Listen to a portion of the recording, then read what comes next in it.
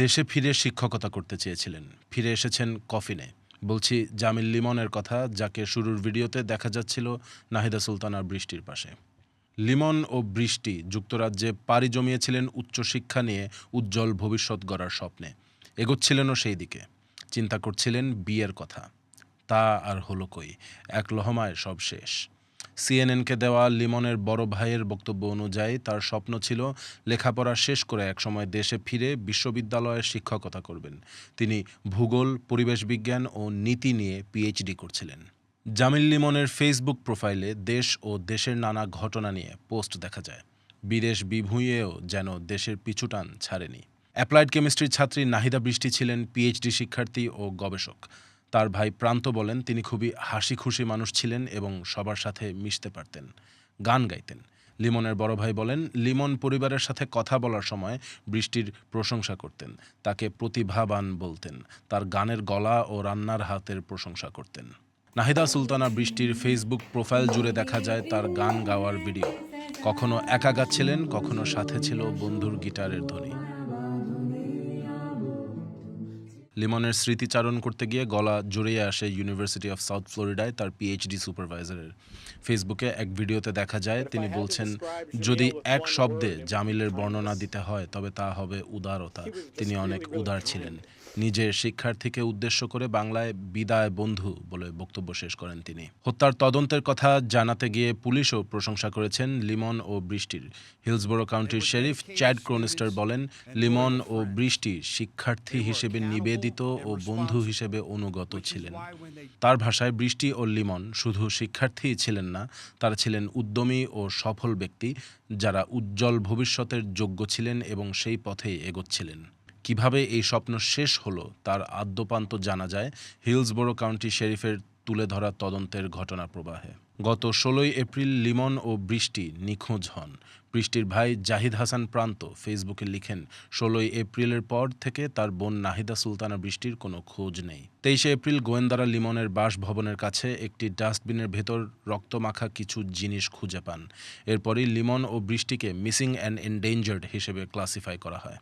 এরপর search warrant নিয়ে লিমনের ফ্ল্যাটে তল্লাশি চালানোর পর রান্নাঘরে ও লিমনের রুমমেট হিশাম আবু গারবিয়ের ঘরে রক্তের চিহ্ন খুঁজে পান। বক্তব্যে অসঙ্গতি থাকায় সন্দেহভাজন হন লিমনের রুমমেট হিশাম। তাকে পুলিশ খুঁজে পায় আরেকটি ঘটনার জের ধরে।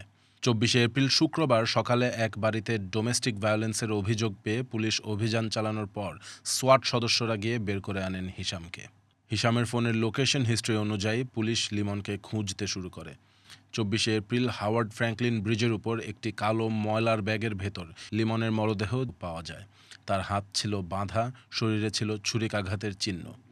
এই দিনই ডোমেস্টিক ভায়োলেন্সের অভিযোগ পেয়ে হিশামকে গ্রেফতার করে পুলিশ। এর দুদিন পর 26 এপ্রিল লিমনের মরদেহ যেখানে পাওয়া গিয়েছিল তার কাছেই এক জায়গায় কায়াকিং করতে গিয়ে কালো ব্যাগের ভেতর মরদেহের খণ্ডিত অংশ খুঁজে পান কয়েকজন ব্যক্তি। মরদেহের অংশ বিশেষে মোড়ানো পোশাকের সাথে বৃষ্টিকে শেষবার সিসিটিভিতে যেই পোশাক পরে থাকতে দেখা যায় তার মিল পায় পুলিশ। 30 এপ্রিল ডেন্টাল রেকর্ড ও ডিএনএ পরীক্ষা সম্পন্ন করে পুলিশ নিশ্চিত হয় যে সেই দেহাবশেষ বৃষ্টিরই। হত্যার কারণ কি হতে পারে তা এখনো তদন্তে জানা যায়নি এবং আদালতের নথিতেও এর কোনো ব্যাখ্যা নেই। তবে হিশামের সহিংসতার ইতিহাস নতুন নয়।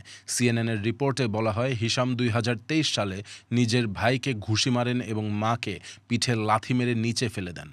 সে সময়ের জিজ্ঞাসাবাদে হিশাম তদন্তকারীদের বলেন, আমি আমার ভাইকে সৃষ্টি করেছি, আমি তার ঈশ্বর। হিশাম আবু গারবিয়েকে কারাবন্দী রাখা হয়েছে। তার বিরুদ্ধে ফার্স্ট ডিগ্রি মার্ডারের 2টি অভিযোগ সহ আরও কয়েকটি অভিযোগ দায়ের করা হয়েছে। তদন্তকারীদের প্রতিবেদন, আদালতের নথি ও গণমাধ্যমের রিপোর্ট থেকে বোঝা যায় জামিল লিমনের রুমমেট হিশাম আবু গারবিয়ে কোনো স্বাভাবিক ব্যক্তি ছিলেন না। এমন এক ব্যক্তির সাথে থাকছিলেন লিমন যার সহিংসতার ইতিহাস পুরনো। হয়তো নিজের রুমমেটের এমন প্রবণতা কখনো বুঝে উঠতে পারেননি লিমন, এবং জীবন দিয়ে মূল্য দিতে হয়েছে তাকে ও নাহিদা সুলতানা বৃষ্টিকে।